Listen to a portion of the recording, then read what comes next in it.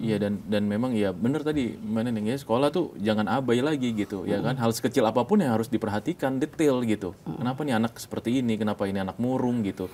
Ya mungkin guru-guru sekarang juga sebenarnya dilema juga kali ya. Ada guru-guru yang ingin bertindak tegas terus kemudian diprotes ya kan, dilaporkan ke pihak berwajib bahkan gitu kan sama orang tua muridnya gitu ya kan. Padahal sebenarnya apa yang dia lakukan sebenarnya ya menjaga supaya sekolah itu tetap tertib gitu kan. Ya ini juga jadi sebuah polemik ya. Tapi bagaimana kemudian ya gurunya yang mungkin takut akhirnya kemudian daripada saya menghardik anak ini atau enggak saya menegur anak ini karena dia pelaku bullying, udah saya diemin aja deh gitu. Malah saya urusan sama keluarganya, nanti keluarganya malah lapor saya ke polisi lagi. Itu nggak sedikit loh. Ya kan, kasus-kasus yang sama kan sering kejadian kayak gitu kan, dan makanya kemudian guru-guru juga akhirnya jadi males tuh. Iya, di sekolah tuh kayak ya udahlah gitu, suka-suka aja lah gitu. Daripada ntar saya yang dilaporin kan gitu ya. Nah, itu gimana tuh, Mbak Neneng? Iya, harus ini ya Mas ya. Ya ke depan evaluasi regulasi dari pemerintah untuk menanggapi kasus-kasus seperti ini itu ya ditunggulah supaya ya sekolah nggak takut lagi gitu mau membuat peraturan yang mungkin yang menurut sekolah itu baik tapi ternyata menurut masyarakat itu ternyata bisa dilaporkan sebagai tindakan kriminal. Nah itu batasan-batasan seperti itu nanti yang perlu ditunggu lebih lanjut gitu Mas. Iya sih, itu memang harus itu ya Cak Dani. Nah gimana Om John? Ya sepakat sama Neneng Mas.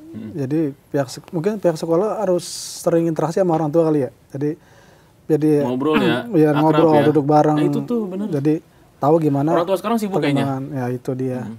Jadi lebih datang orang tua di rumah, orang tua berangkat, anak berangkat juga kan, nggak ada interaksi.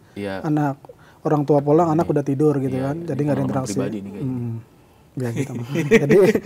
jadi lebih sering-sering lah pihak sekolah, pihak dari orang tua bertemu, terus berdiskusi, terus urun rembuk lah apa yang dialamin sama siswa, terus bagaimana perkembangannya, kesulitan, tantangan seperti apa gitu.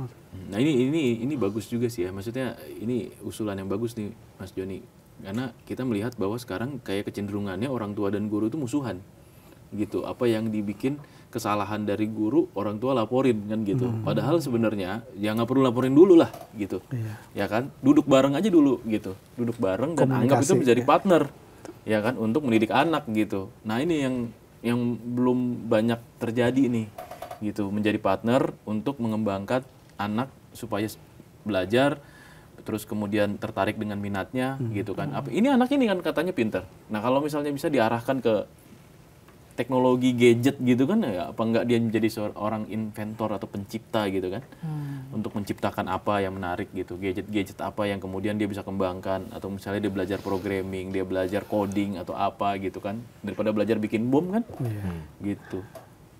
Betul. Gimana Mbak Nining? Ada yang mau disampaikan kayaknya nih dari tadi? Enggak sih. Oh enggak ya. Iya. Nah, ya ada nggak kira-kira ini terakhir nih, saya mau tanya gitu kan, ini kan kita juga sebagai orang tua ya, artinya kita punya anak, punya keluarga, punya keponakan mungkin, atau punya adik gitu yang masih sekolah gitu. Nah, kira-kira apa pesan-pesan yang bisa disampaikan buat orang tua, terutama tadi kan disampaikan Cak Dan juga ya, bahwa orang tua itu udah nggak bisa abai lagi deh untuk anak-anak gitu ya, apapun yang dilakukan anak itu harus dipantau, meskipun kan kita juga kan sadar diri tadi seperti pengalamannya Mas Joni juga gitu ya, seharian ada di kantor, nggak boleh pulang kan Mas Joni.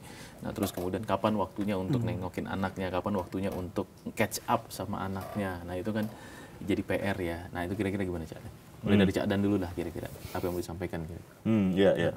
Ya, maksudnya di era sekarang ketika informasi itu sangat berlebihan dan sangat mudah didapat, ya kita tidak bisa memendung. Jadi yang bisa kita lakukan adalah kita sebagai orang tua harus kenal, dalam arti kenal sama anaknya gitu.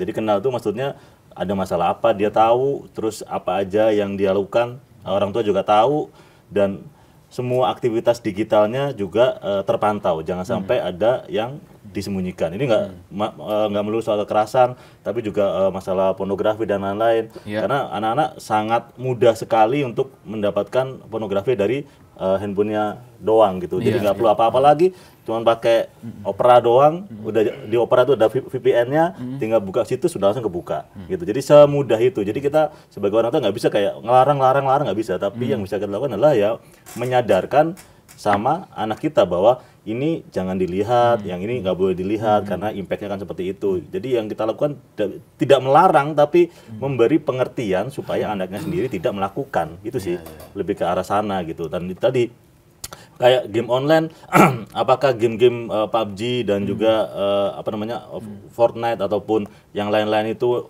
berbahaya, bisa menginspirasi kejahatan dan segala macam ya mungkin secara riset mungkin ada penyebabnya, tapi kan ini yang main juga sangat banyak.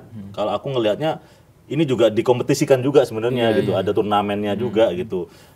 Ini juga ada banyak dampak positifnya, udah jadi industri game juga di Indonesia yang berprestasi juga untuk Indonesia gitu. Jadi kalau misalnya dilarang ya ini akan merusak dari ekosistem game Indonesia sendiri gitu. Ini e-sport ya? Jadi e-sport ya masuk ke e-sport gitu. Tapi yang jadi masalah itu ketika anak Anda main PUBG kemudian terhubung sama orang lain yang nggak dikenal dan mereka berkata-kata kasar, berinteraksi. Jadi terpaparnya lebih ke arah situ. Dari situ. Makanya yang seperti itu yang justru mendapat pendampingan gitu. Kita biasanya kalau anak saya main sama orang lain ya saya dengerin ini ya kan pasti ngobrol kan, ngobrol. Itu saya dengerin ini ngobrol apa aja gitu.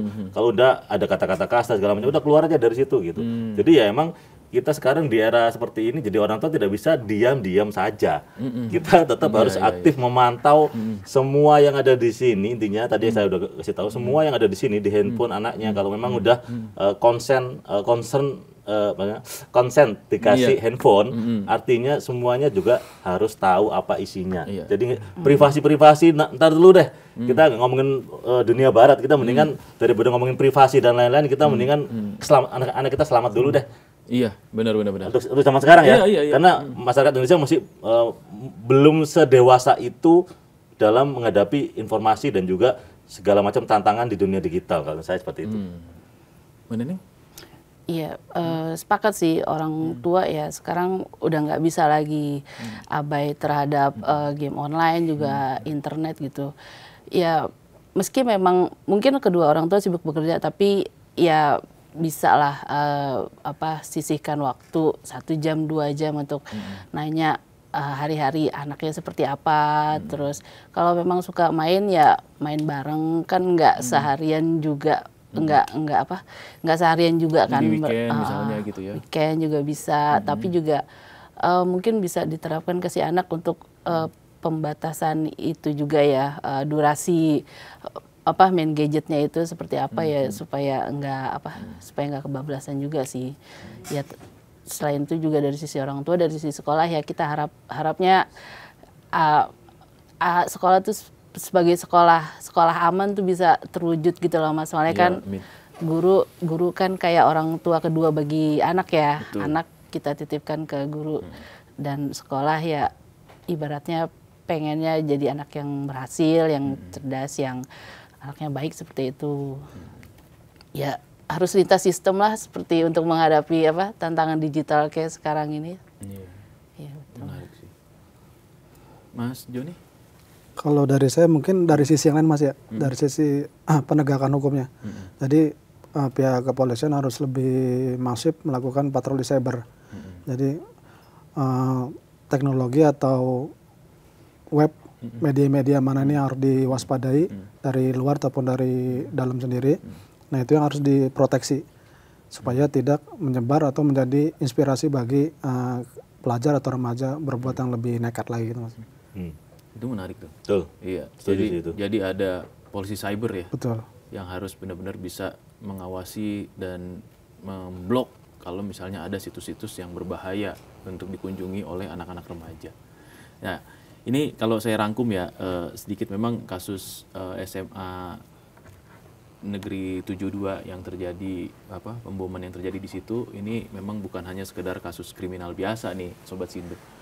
gitu ya. Jadi ini kalau kita hanya melihat dari satu sisi bahwa ini kasus kejahatan yang terjadi akibat adanya peledakan bom di masjid dan lingkungan sekolah, itu salah besar tuh.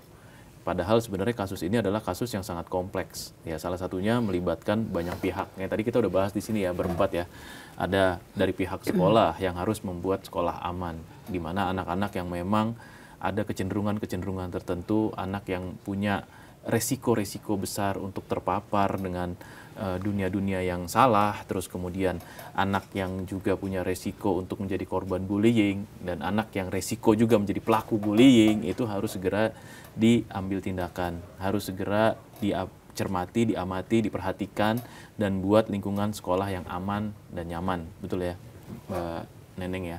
Nah, terus kemudian tidak hanya sekedar itu, tadi disampaikan juga sama Cak Dan juga tadi pembahasan tentang panjang kali lebar terkait soal apa itu dark webnya dan segala macam, termasuk game online yang memang harus ada partisipasi dari orang tua gitu. Nah, orang tua dan guru bukan musuh. Orang tua dan guru itu adalah partner untuk mendidik anak supaya menjadi anak yang lebih baik lagi ke depannya, anak yang bisa punya minat yang positif gitu kan, dan terus kemudian bisa berkembang sesuai dengan minatnya. Itu paling penting. Nah, ini kan akhirnya jadi apa ya, obrolan kita nih jadi membuat konklusi bahwa kasus ini tidak hanya sekedar kasus pemboman belaka gitu, tetapi banyak banget rentetan yang harus segera dibenahi ya, termasuk utamanya oleh pemerintah, pihak kepolisian, dan yang paling penting yang bisa kita lakukan saat ini adalah bagaimana kita melihat anak-anak kita, adik-adik kita, ya kan, keponakan-keponakan kita di rumah gitu ya, dan kita amati, kita cermati, dan kita bantu tumbuh kembangnya untuk menjadi nanti anak-anak yang punya cita-cita yang positif gitu ya, yang punya minat yang positif gitu ke depannya. Dan demikian Sindoskop kita hari ini, kita ketemu lagi di Sindoskop minggu depan. Terima kasih Cak Dan, terima kasih Mbak Neneng, dan terima kasih Mas Joni atas partisipasinya, dan ya mudah-mudahan ini memberikan inspirasi juga tayangannya bagi pada orang tua. Yang paling bisa cepat kita lakukan itu bagaimana kemudian kita harus mengontrol dan tahu persis apa yang dilakukan oleh anak kita. Terima kasih Sobat Sindo, Assalamualaikum warahmatullahi wabarakatuh.